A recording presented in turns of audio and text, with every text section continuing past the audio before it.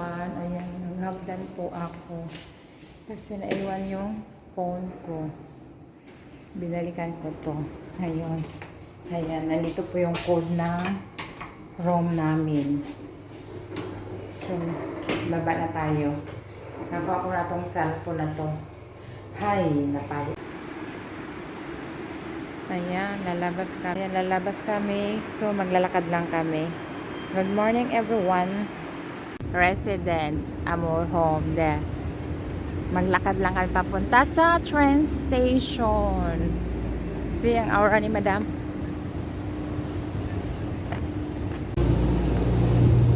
Ayan yung aura natin for today everyone. Paulan nun na. Ito yung mga aura namin. Ay.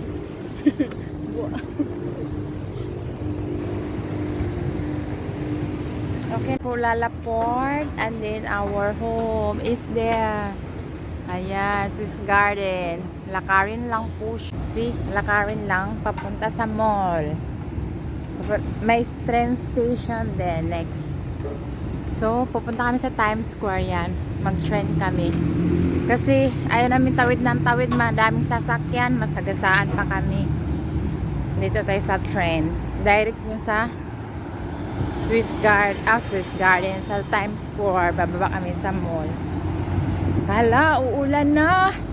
Mga guys, ang ganda ng outfit niya. May paribon-libon pang bruha. Okay. Ayan po yung roadside. Ayan yung Lalaport Mall. So, dito tayo sa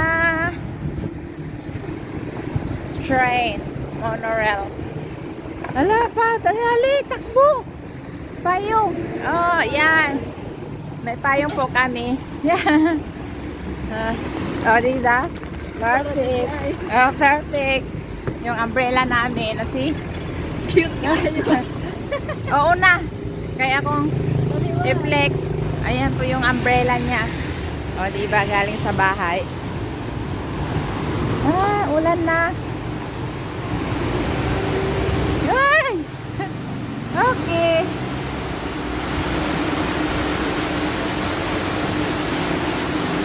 Umulan po dito sa amin. Ayan, doon.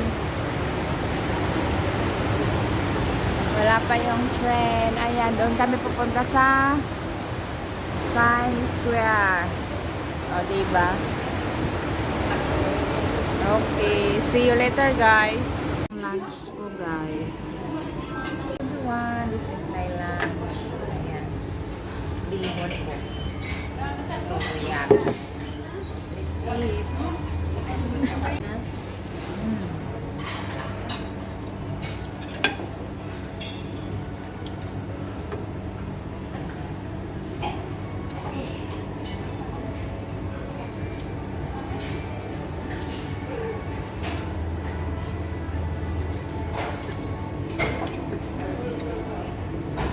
Gusto mo? Dili.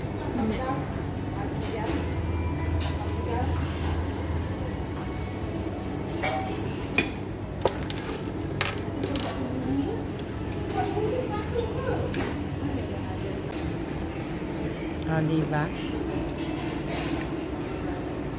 Masarap po yung food niya. Ayan po yung food ni Madam for today. Magpapalit tayo nito guys. Last na lang tong currency ko.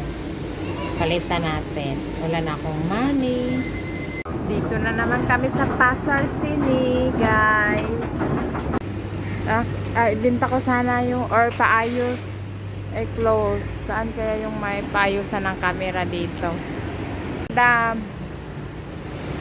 And the tower. Bumalik kami dito. Wala naman yung taga-ayos ng camera. Close yung shop niya. Hindi ko alam. Holiday pa ba? Sige na mag-trend dali, guys. Ayan, nakatipid. Ayan na yung train.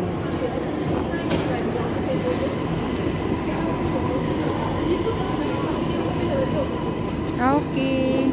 Naman kami guys. Kasi yung nakaraan hindi kami nakapasok sa Discovery Science. So ipasok daw natin si Madam.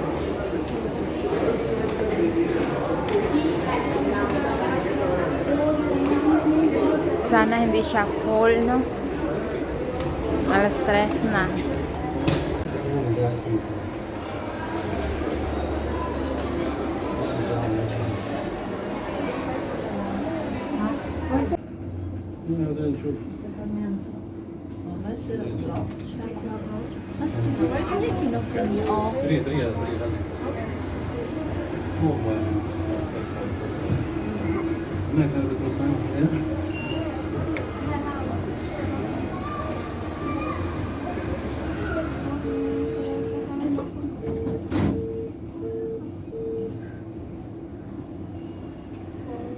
Number 4 na.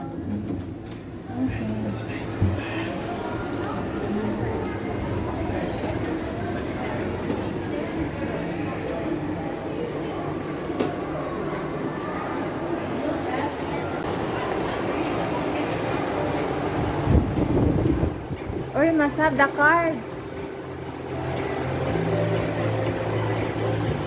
Ayan, dito po kami sa Discovery Science. Bili tayo ng ticket. Ewan ko saan yun. Oras mama, oh. Ha?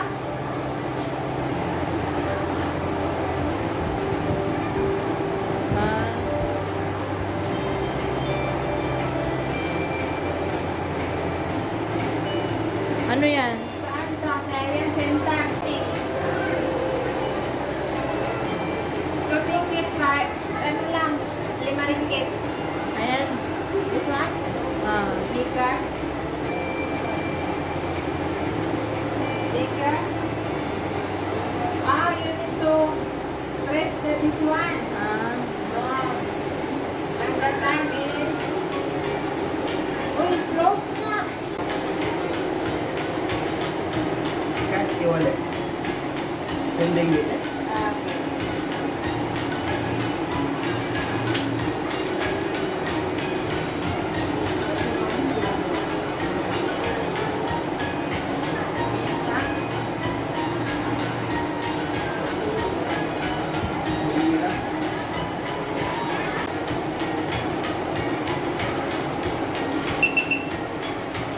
Okay, oh.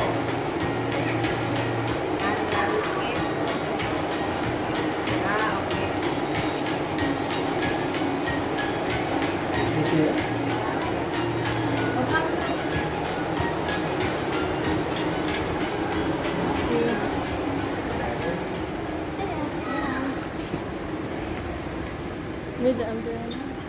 Bilin. No, dala.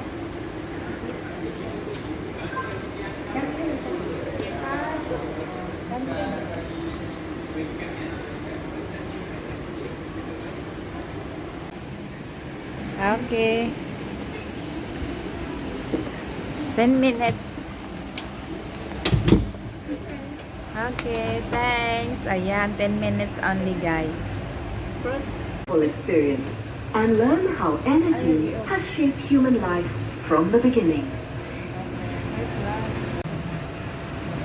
Our use of energy has not only led to amazing advances, but also mirrors how we have developed through the ages.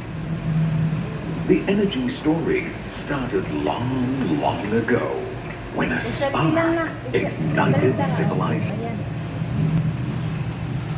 The power of the human mind has driven progress through the ages. Simply by controlling the power of fire, people were able to keep warm in winter, cook food to improve their diet and nourish their brains, light up the darkness, and scare away wild animals. And as their use of energy grew over time, so human beings evolved. When humans developed new methods for hunting, fishing, and farming, they formed communities so emerged, taking shape in larger towns and cities. Inspired by scientific theories, which emerged in the age of reason, the steam engine was the next big advance. New production methods were invented to perform heavy manual tasks. New industries and new modes of transport emerged. Trade boomed all over the world. cities grew faster than ever before. Electricity accelerated progress, driving the next revolution. Suddenly we had more power everywhere, in industries as well as in everyday life. People also became more productive as electricity boosted efficiency, freeing us from many kinds of manual work and giving us more time to think for leisure and the arts. Ha? Pwede pa. Oh, nice. Then, step by step, transistors Ayan. and computers began to transform human life wag na. out of all recognition. Communication connected us all. Now everything was possible. The spark Ayan. had now become a mighty blaze. Innovation has led to a lot of advances, but all these come at a price. Human beings are very creative. Sometimes we can lose our sense of balance. Future? We now have to change our direction of travel. Use our energy and talents for the benefit of future generations. Words come easy, but action speaks louder than words. And action is needed right now. We have big decisions to make, but we also have reason to hope. If we can discover the power of fire, we can also build a brighter future for humanity. The human journey continues. The energy story continues.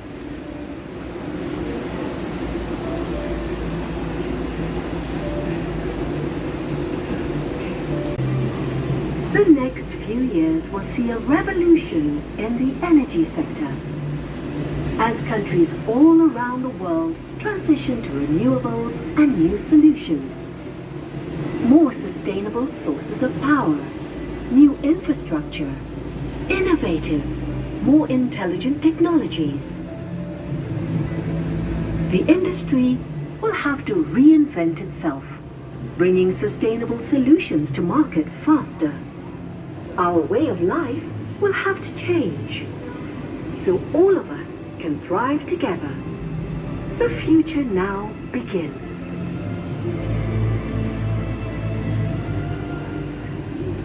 To build for generations to come. This will become part of the circular economy. Hidrogen hijau akan memainkan peranan Pesawat tadi dijemput menggunakan bajet. It's time for new initiatives.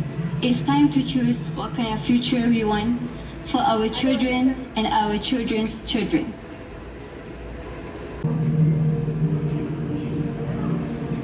We have the science and the tools to future much brighter than ever.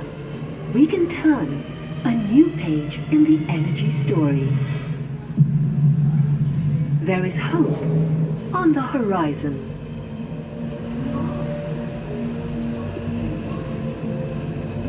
Ayan, everyone. Ito po yung It's decision time. coverage sign. Get ready for action. Accept the world the way it is, or try to make a difference. Live in the past or the future. Human ingenuity is capable of finding new solutions like those we've seen today. We have to change our minds for the truth to enable the world of tomorrow. Umaran eh? Oh, nice oh. Oh, dito ka. We hope you have enjoyed your trip to Petroscience today. Please wait until your car comes to a complete stop before you exit. And before you leave, make nice. sure you visit our gift shop and our other exciting attractions. Ah, yun lang. See you next time. Nice. Ayan, done. We are done, guys.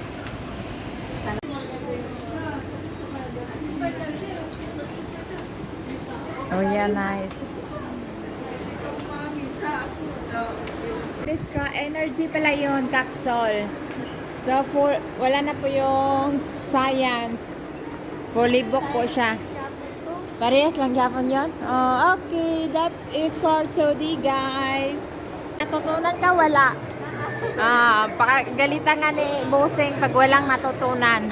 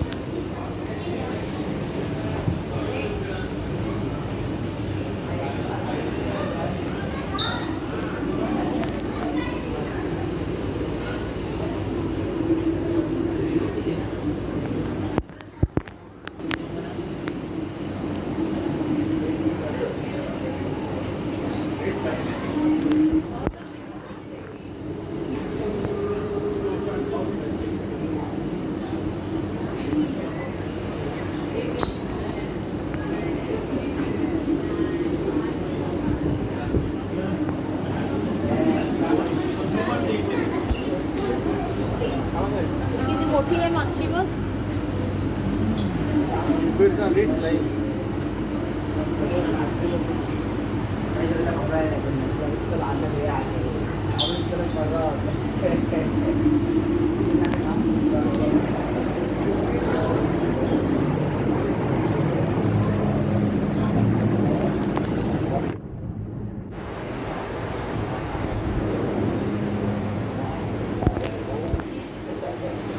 So that if 12 lines in the week, we can use it for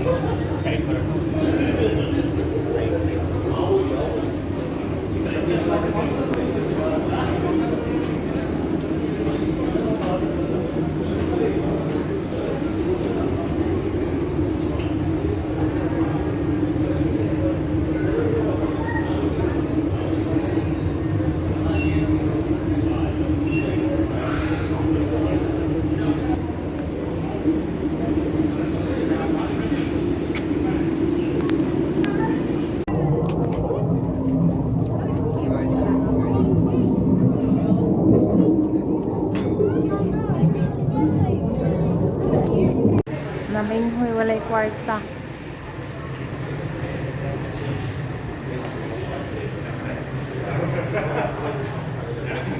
Anong mayroon? Ayan, pauwi na po kami pagkatapos ng aquarium. Pwede pang kapoy tower. At saka wala nang pera kasi maraming bayan ng aquarium. Hindi dapat pumasok. Siya na lang ng isa kasi alam naman mo. So, pinabidyohan ko lang po yung mga artista. Maraming tao sa pavilion na pride carpet. So, dito kami lumihan. Papunta kami ng Jalan Alor kasi kakain ng dinner. So, yun. Nakakapagod magala everyone sa uwian na. Tapos na po yung 7 days.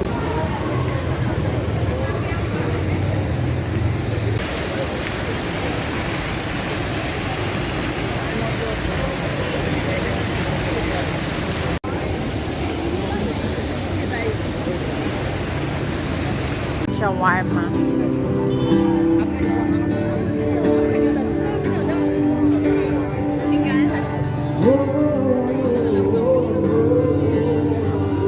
Ayan, nag-shawarma po. Lami? So, dito tayo dadaan. Papunta doon sa condo namin. Seafood pot!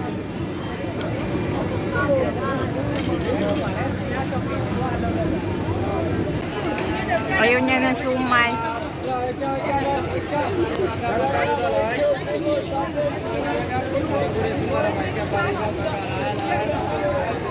Ayan, ang dami dito mga food.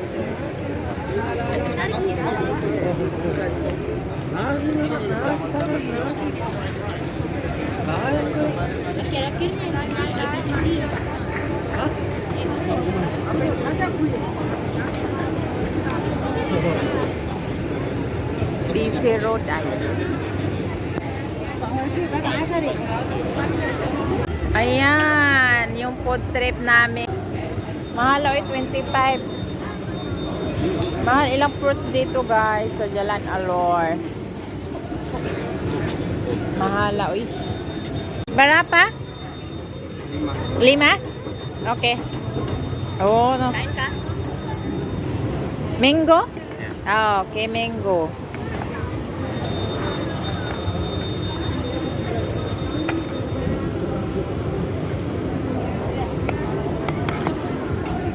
Mango guys. Ayan, nalaway na ako. Oh.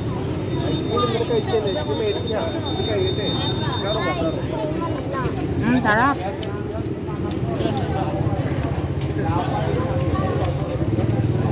Minggo lang may ka.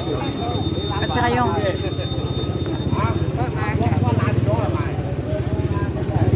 ice cream, ang yung kinain namin. Coconut ice cream. Ay, maanghang.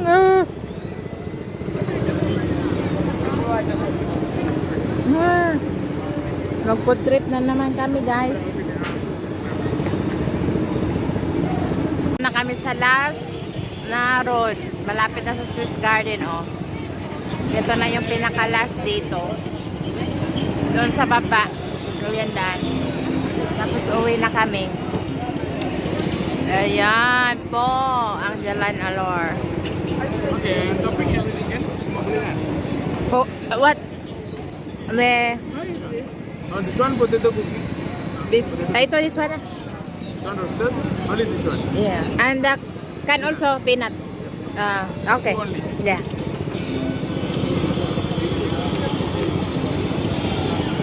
Ayan po. Oh, sarap. So yummy. Ayan na po. Yung aming, ayan po yung food trip namin. See? Nasa Thailand po Nasa Thailand si Madam. Nag-food trip. Ayan o, Thai street.